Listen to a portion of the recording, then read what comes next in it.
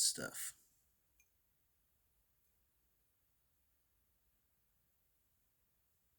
It's magical. It's actually said in the lore that when Odin stole the mead of poetry after sleeping for 3 nights, the giantess Gunlod, he also brought this back to Asgard.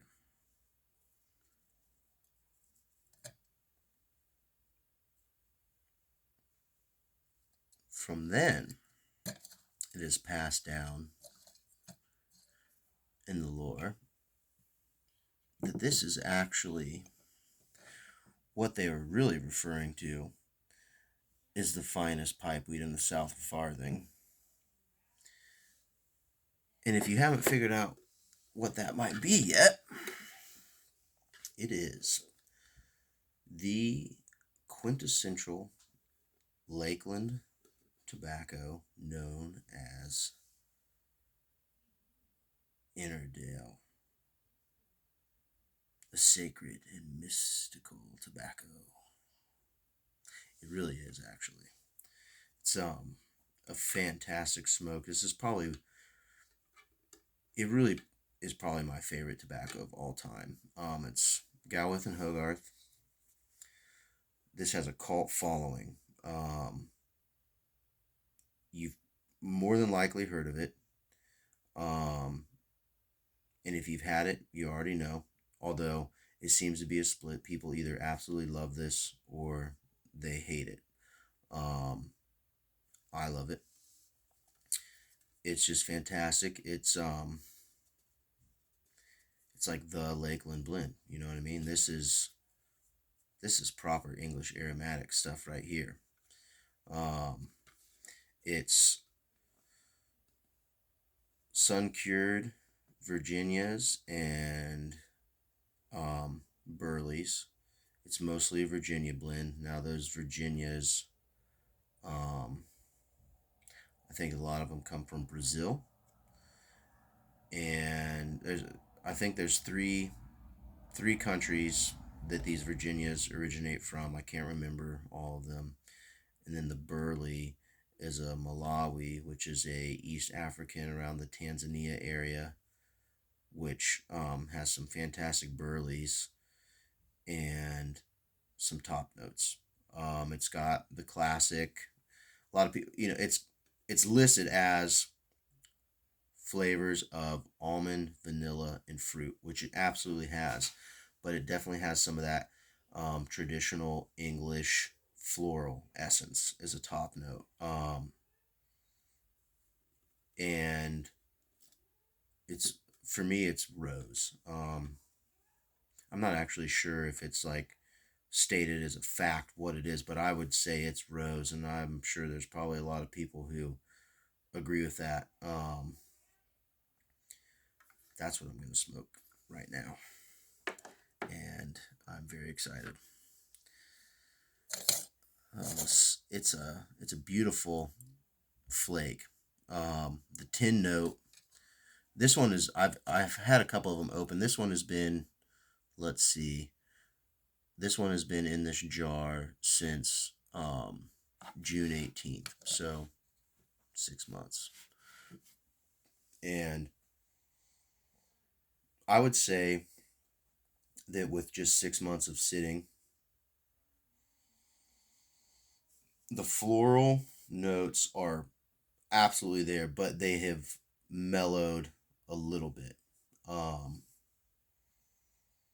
right off the bat, for me, it smells like dried fruits, like stone fruits and cherry.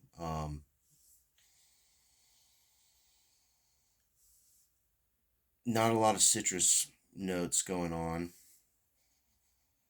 except for maybe there's almost like an orange rind, if any kind of citrus note at all.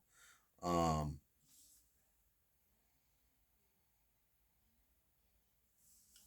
this probably will turn a lot of people off as like a smoke, because um, it's, for me anyways, potpourri. My mother used to always have like potpourri, and rose potpourri, and there's definitely some of that smell, or like a very high end women's perfume,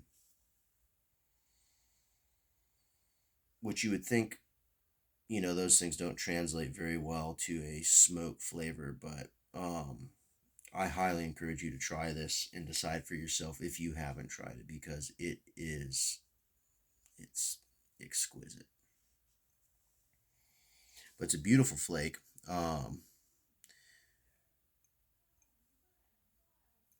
You probably can't see that super well, but it's a beautiful flake. It's pretty moist. It it rubs out pretty easily. With this one, I like to, the same as the other one, I like to kind of crumple it up and pretty well. I like to be pretty thorough with this one because it is um, pretty dense and dank. It's pretty moist.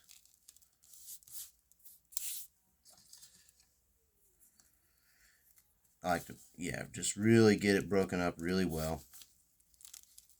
Um, I like to let it sit for a few minutes. Now, this has been sitting for, oh, probably about 15 minutes now. I got it out before I decided I was going to record the video. But, Innerdale, yeah, you got to try it. I got to stop yakking and load this pipe.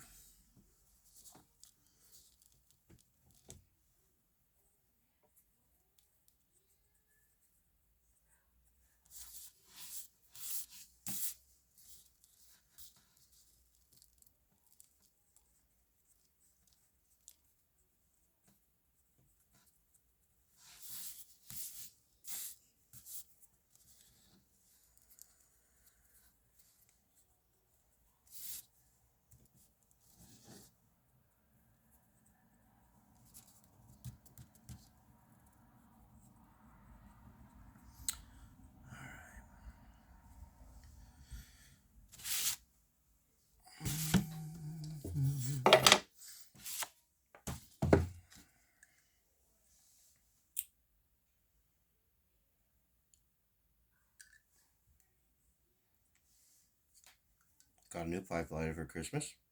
Got one of the Zippo ones. It's got the cutout there, so it's pretty neat. If you haven't used one of these, um, I think it's awesome.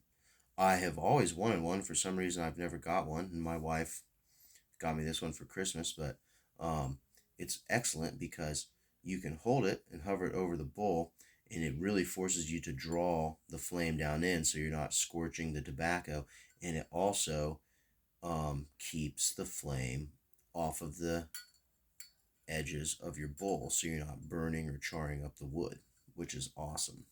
Because that's one of the things, it seems like it always happens no matter what, a little bit, especially on the inner ridge, but it kind of hurts my feelings when I burn it. Like on a pipe like this that was so cheap. I mean, it's a nice pipe, I'm going to take care of it, but it was cheap, so it doesn't hurt my feelings too badly. But, on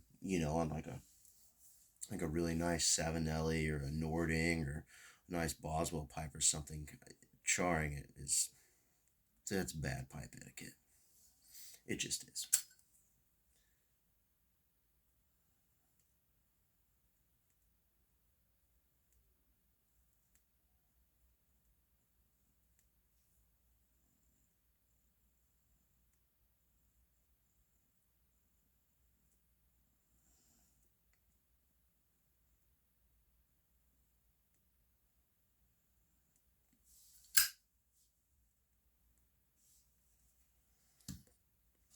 Gotta get my pipe tool here.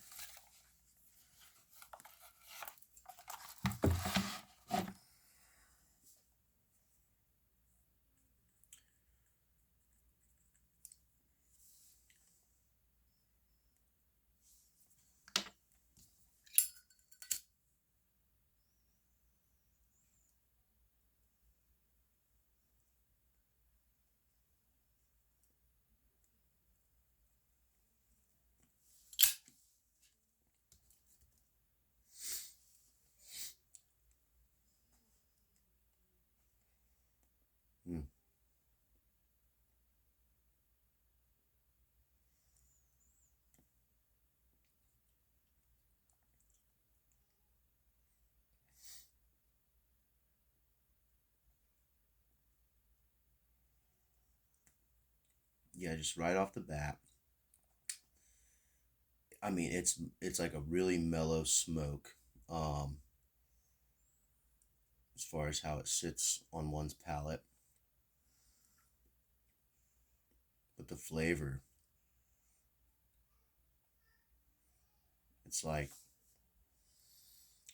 it's like that floral, fruity, musty, um, potpourri kind of flavors, and it's you almost get kind of like this herbal or spicy, like clove bud, orange rind, essential oil kind of spice that the vanilla flavors really carry through and mellow that, so it's not an astringent flavor. It's you get the just the like herbal flavors of that, um, and then you get some of the like kind of the dark fruit flavors come through there, and then that kind of like rose flavor just really carries over the top of all of it and ties it all together in a way. It's just so interesting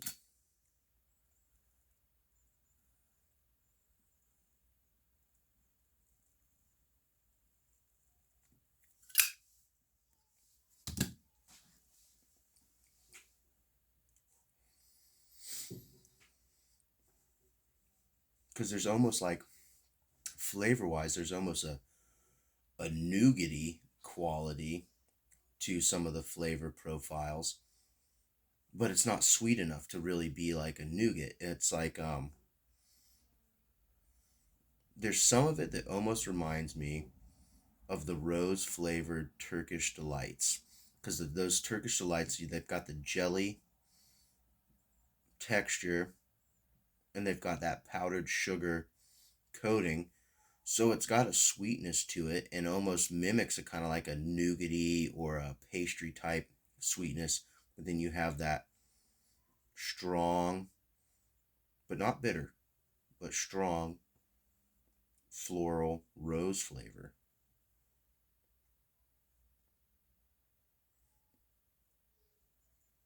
This is definitely what the Knights of the Round Table were smoking when they conceived of embarking on the Grail quest. There is no doubt about that.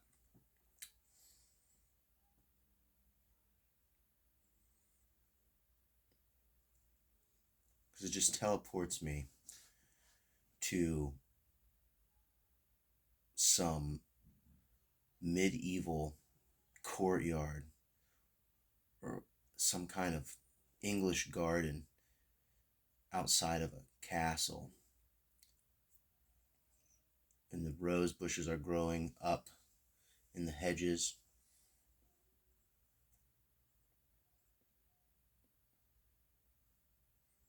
I'm not doing a very good job being descriptive right now, but just the whole feeling and the vibe of this to me is very medieval and aristocratic.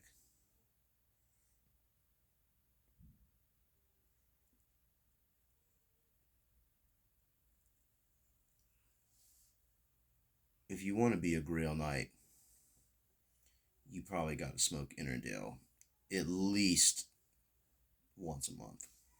I'm pretty sure that was part of the requirements to actually get a seat at the round table, if I remember correctly.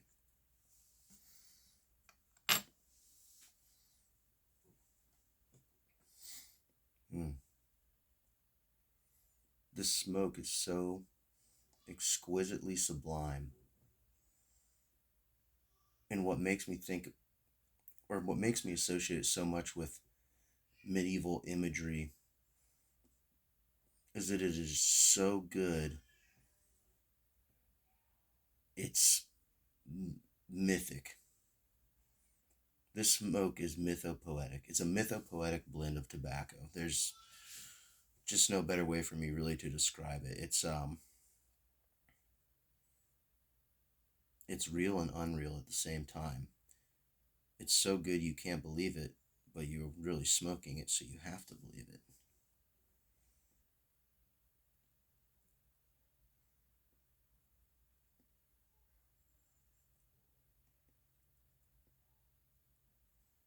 Mm.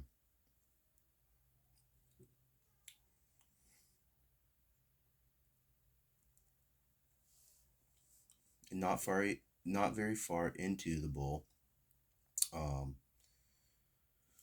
the vanilla kind of the sweetness starts to come in a little bit more.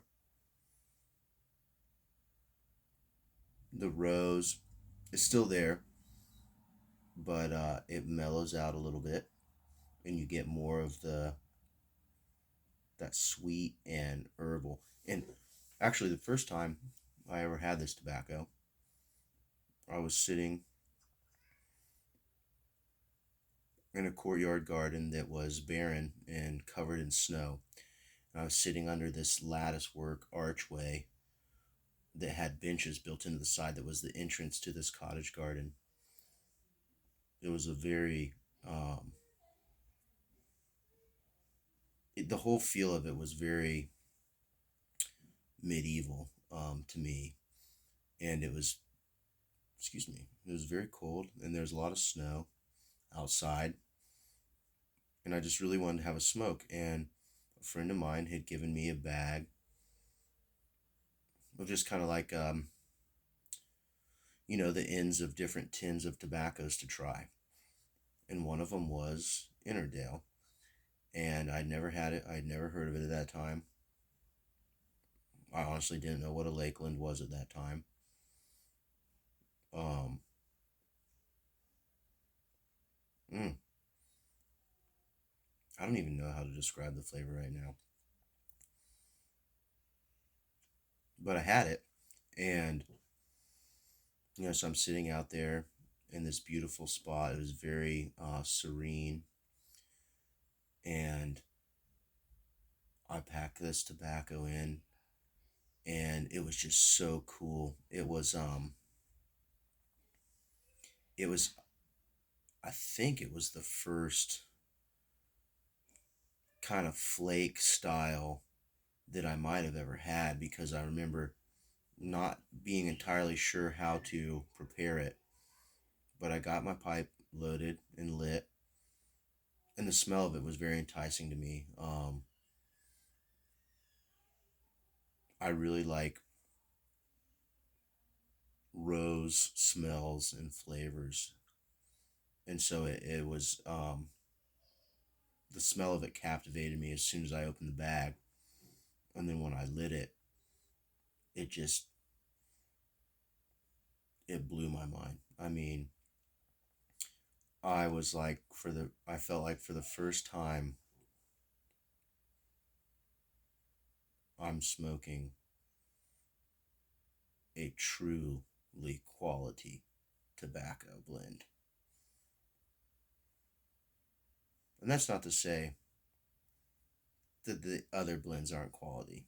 Don't misinterpret what I'm saying there, but what I mean is that this one is a step above the rest. I mean, you have legendary, and then you have mythic, and this has achieved the mythic level.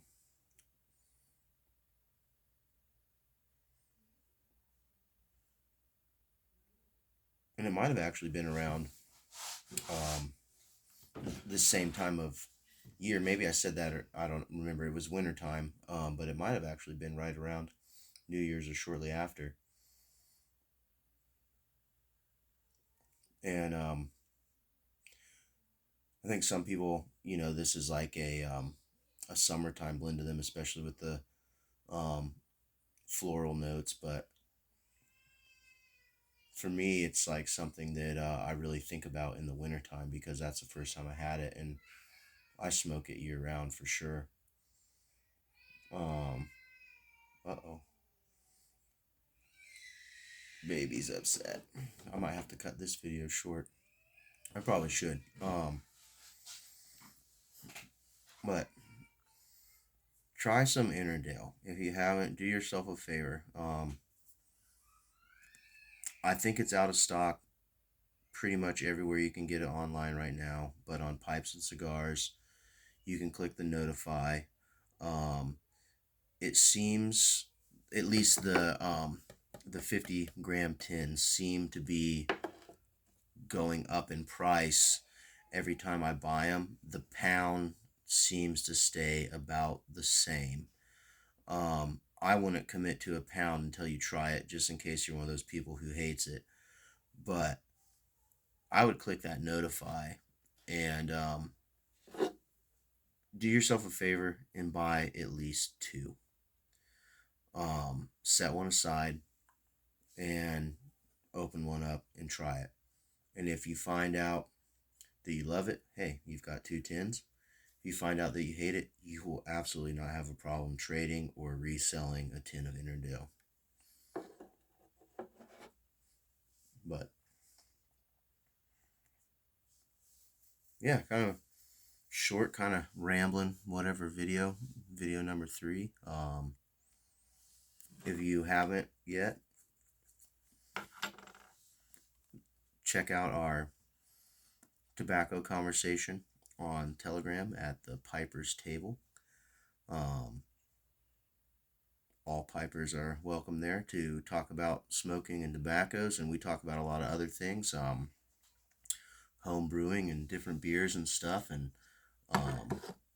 I am a big fan of cheese, and I have been a very lazy cheesemaker, and by that I mean I haven't made any in a long time, but that's one of my former jobs and hobbies. And so we talk about Hobbit stuff pretty much. Happy New Year's, everyone. Go smoke some Innerdale. Start your new year off right. Cheers.